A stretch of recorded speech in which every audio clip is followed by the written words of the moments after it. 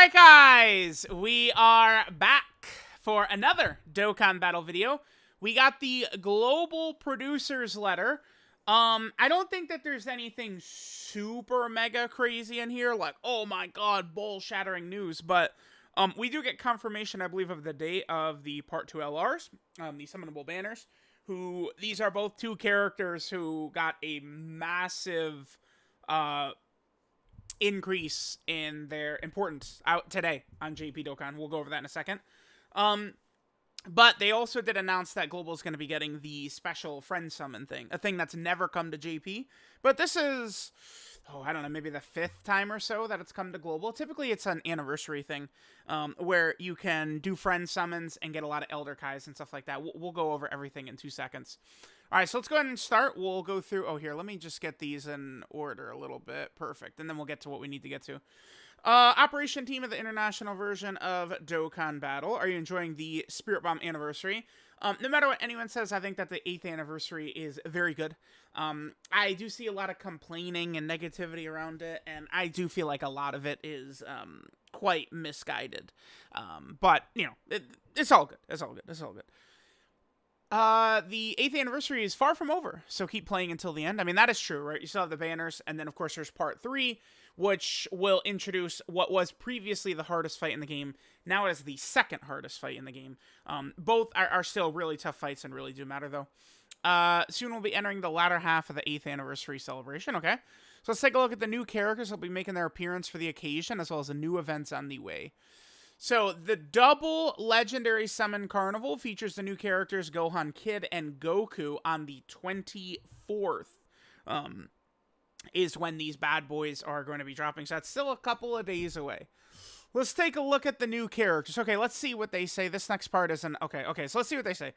So, the LR Carnival Kid Gohan will benefit from being attacked because his ki and defense rise when it happens. Yes, but it's horrible design. We'll get into that. Plus, his attack will receive a further boost should he be attacked 5 or more times. Yes, again, horrible, terrible, dreadful design, but we'll continue.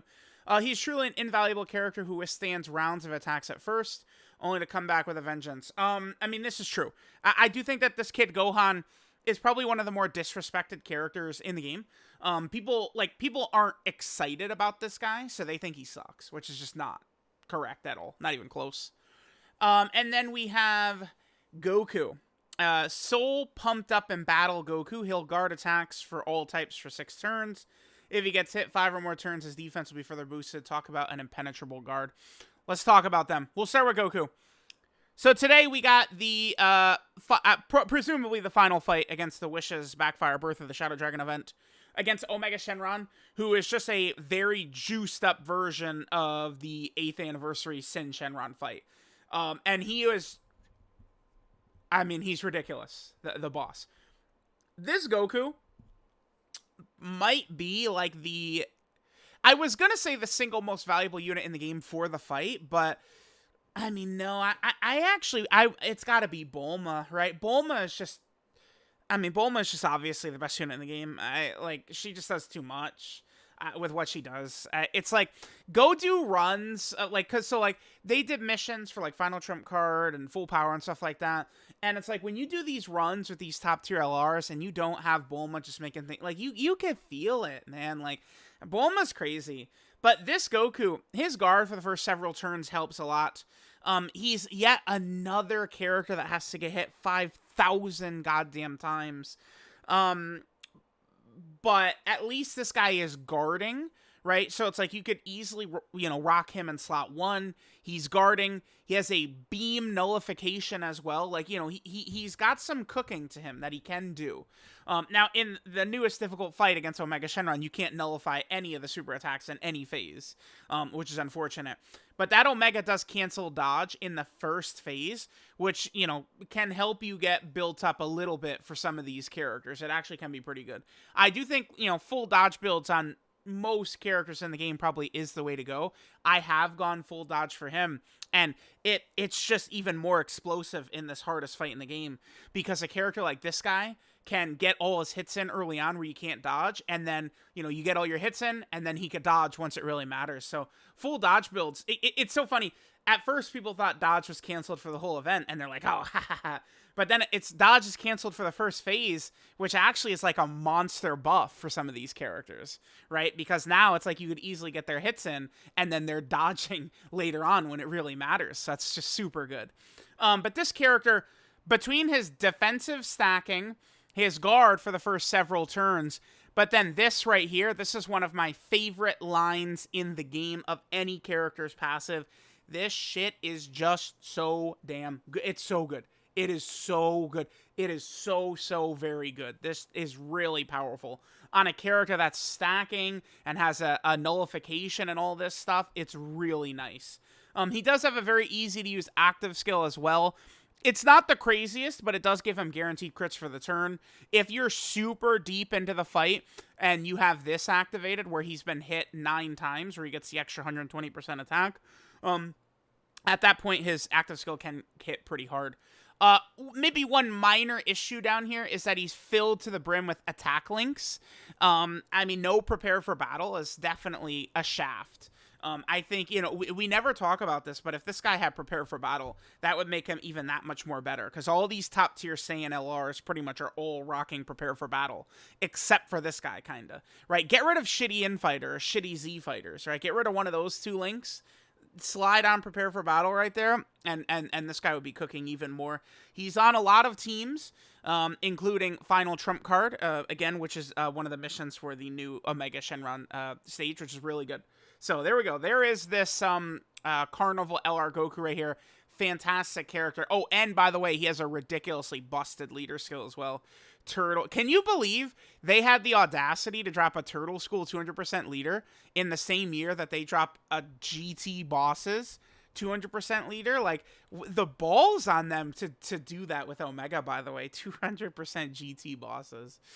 Omega is just going to be hell. Like, it's going to be the most difficult world tour ever. Like, it's either Omega is like sucks and we run them on other teams, or we run them on GT Bosses and then we just lose over and over and over. One of the two. And then we have Carnival Kid Gohan right here. Now this guy, I feel like, takes a massive step forward after the strongest stage today is Omega, because Kid Gohan had the unfortunate instance of being an int type character. So he was type disadvantage against the strongest boss in the game. He still was able to hold his own in there a lot. Now this Kid Gohan is probably going to be really, really crazy. Kind of the same thing too with Goku, where I think giving this guy a lot of dodge is probably a smart thing to do, because he's more of a defensive character. Although I think this guy, you know, fully built up, can put up a lot of damage. He certainly can. But I do like dodge on this guy a lot. Now, I think that this character's kit is very, very poorly designed. And let's go over why exactly this is. So, Kid Gohan has his intro. He gets 4 ki, 58% attack and defense, and an additional that has a 70% chance of being a super for the first 6 turns. So he gets an additional attack, right? Then, right here, damage reduction, 30% by enemies who've been hit by Kid Gohan's 18 ki super within the same turn. So what they're asking you to do is to super attack with Gohan first. Then he gets a shot of defense in the arm. But here's a little bit of the issue. They then want you to get hit with this guy. He needs to get hit, what is it, in total 8 times. He needs to get hit. He built up 5 ki, 58% defense, 58% attack, and then a guaranteed additional super.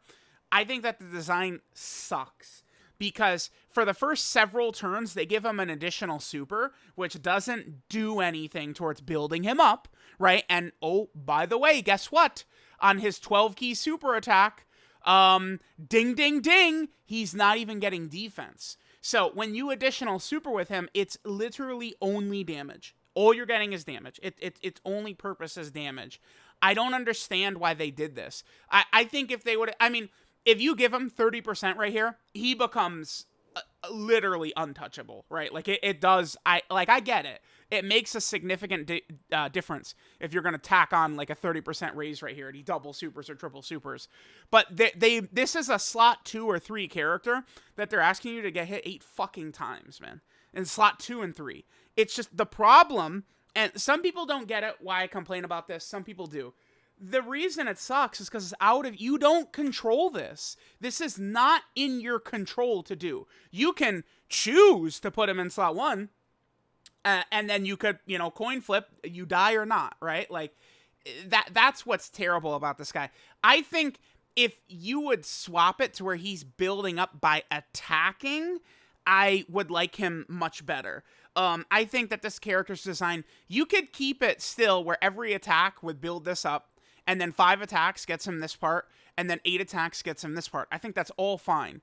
All you do for that is you change this right here. So he gets an additional with a 70% chance to be a super. Just give him 2 guaranteed additionals, and they each have like a 30% chance to super. I think this guy would become a better cooler in that instance. But a character who's got like built-in additionals, it sort of doesn't really, like, it doesn't tie together well. I think his design is pretty poor in that aspect. He does have his unit super attacks, which are quite a big deal too, because on his normal 18 key super, he stacks attack and defense, right? So it's what, a 20% attack and defensive stack.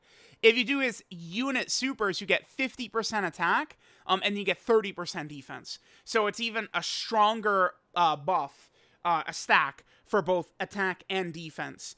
The unit super attacks are exactly the same. One just is with Piccolo, and then the other is just if you have Goku, Krillin, Yamcha, or Tien, right? It's pretty generous. It's pretty easy to get. Any Goku, any Piccolo, Krillin, Yamcha, Tien. I mean, Yamcha has a really good character. Goku has many really good characters. You guys know Piccolo is one of the strongest unit names in the game right now. Power Awakening Piccolo, all that counts. So, I mean, this kid Gohan is very good. He is very, very good. All right, so there's them. Again, they're coming out on the 24th, so that'll be exciting. Do I think you guys should summon for them? Probably not. I mean, if you're going to summon for one, I mean, this guy is so good for, what is the new most difficult fight in the game. But that fight is probably coming to Global in December, probably. And I'm not really too sure where this guy's return is going to be on Global. I've got no clue. I think the best thing they could do, because these guys are going to return on JP for Worldwide. I think the best thing they could do is they could just have them return super fast for Global. Personally, if it was my decision to make, and I was at Akatsuki, I'd tell them, yeah, return these guys in 2 months. Who cares? Who gives two shits? Return them in 2 months. Put them on the Worldwide Download Celebration banners to make them the same on Global and JP. And then that does make up a little bit for the Worldwide Download Celebration characters then taking, 11 months to return. So it's like, Global gets these characters that take forever to return, but then these guys show right back up. I think it would mesh well. But I don't know. I've got no clue when these guys are coming back on Global, man. I don't know. We have no clue. We have no clue. This is the first time they've ever done Carnival LRs in an anniversary. So at the moment, we have no idea on Global how long it'll take them to return. I think worst case scenario, it could potentially be next anniversary. Perhaps they alter Omega's banner a lot, and maybe they're on Omega's banner. It's very difficult to guess properly. We have no clue. We really don't. So we'll see when these guys return. I guess if you really want to summon, that's one thing you could kind of think about, is that we literally have no idea when these guys are going to come back. I think worst case scenario, they come back for 9th anniversary. Best case scenario, they're on the Worldwide Download banners, but it's impossible to say either way, right? Then we have the Dragon Ball opening medley. So this is an event that you could do. And then eventually, a burst mode is attached to it as well. And you can do it, and you can get, with the burst mode currency, you can buy all of the different opening tracks, right? This, of course, is the burst mode right here. It's against the UI Goku, right? So this one we did STR Realm of Gods. This was a pretty easy burst mode, but I always do enjoy burst modes. I typically do have a lot of fun with them. So there is that burst mode right there. Then right here, this is really good. The 8th anniversary special friend summons. So they're going to put a bunch of really good things into the friend summons, Kais and stuff like that. We have not had anything to do with friend points on JP since August of 2018. So, I mean, I don't know. If you want to just blow away your friend points in this, whatever, dude. Because, I mean, are they ever going to do another friend summon LR or something? Who knows? They could come out with one next month, or they could not do it. I remember they did this in 2018, everyone on Global blew their points, and then they dropped Great Saiyaman 1 and 2 LR into the friend summon, and everyone was like, oh my god, they masturbated us.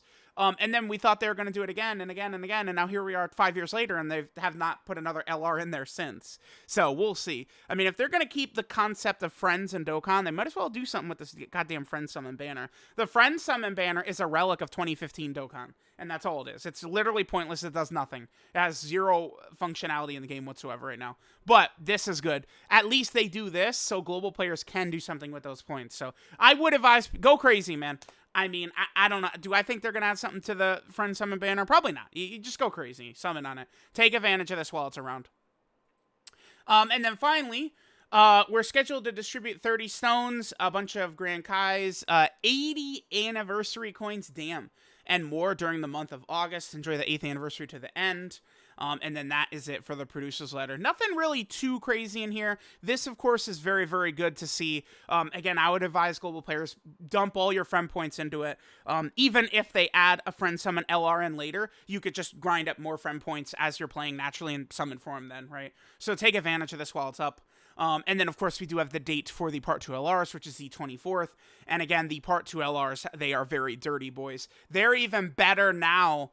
You know, now that the new most difficult fight is around, I think both of these guys are going to be super effective in that fight, because Kid Gohan is int. The first phase of Omega is tech, and he cancels dodge, but the fact that he's tech means you could just throw Gohan in front of, you know, slot 1, there's 7 attacks right there, whatever, just do it. Right? Like, you know, you'll take a little bit of damage, but you have type advantage. So, you know, you could tank it, and then you get all those hits in, and then you're going to be gaming, right? I didn't even mention, too, how powerful his active skill can become because of the fact that he's an attack stacker. But yeah, that's a big aspect of Carnival Kid Gohan. And then there, of course, is Carnival Goku. So let me know what you guys think of the Global Producers Letter. Thank you guys for watching. I love you guys, and I'll catch you guys next time.